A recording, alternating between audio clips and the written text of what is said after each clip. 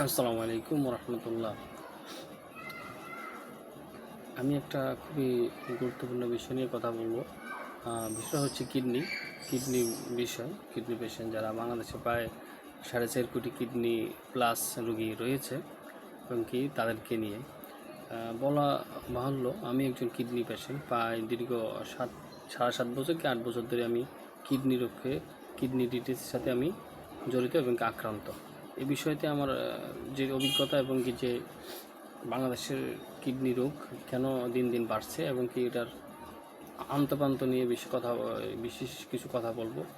যেহেতু আমি এটা সাফার করতেছি, আমি চাচ্ছি সচেতনমূলক একটা ভিডিও এবং কি সিরিজ আকারে ভিডিওগুলো আমি পার্ট বাই পার্ট আপনাদের সামনে তুলে ধরবো যতটুকু আমার অভিজ্ঞতা।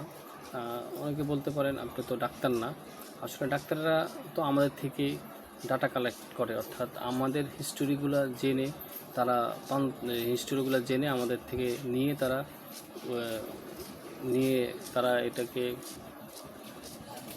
নিয়ে তারা পাবলিশ করে অথবা ডাটা তৈরি করে, যেটা আমরা হিস্টোরি হিসেবে বলে থাকি। আমাদের সিমটমগুলো কি, এতদিন আগে কি সমস্যা ছিল, খাওয়ার রুচি এবং কি এগুলা।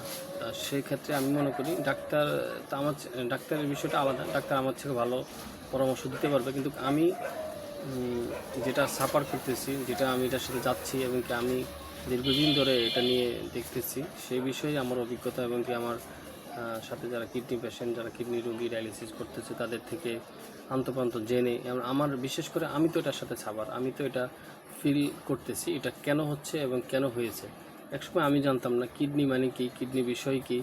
আসলে না জানতে আমার জীবনটা শেষ হয়ে যাচ্ছে। কিডনি আসলে যে মহামূল্যবান একটা আল্লাহ নেয়ামত, সেটা আলহামদুলিল্লাহ। না, আল্লাহ যে আমাদেরকে এত ভালোবাসে দুইটা কিডনি, আমাদের একটা কিডনি দিয়ে আমরা বাঁচতে পারি। আল্লাহ আমাদেরকে সে মায়া করে, দয়া করে আমাদেরকে দুইটা কিডনি দিয়েছে। আলহামদুলিল্লাহ, শুকরিয়া আল্লাহ, আলহামদুলিল্লাহ।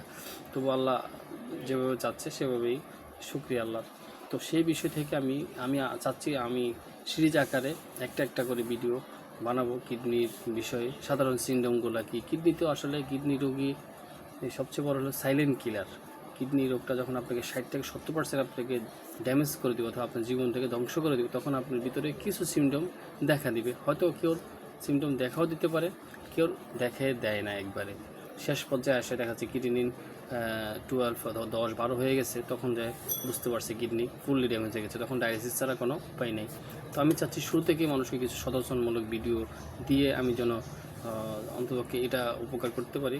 আমিও চাই আমার মতো যেন আসলে কারোর জীবন শুরুর আগে শেষ না হয়ে যায়।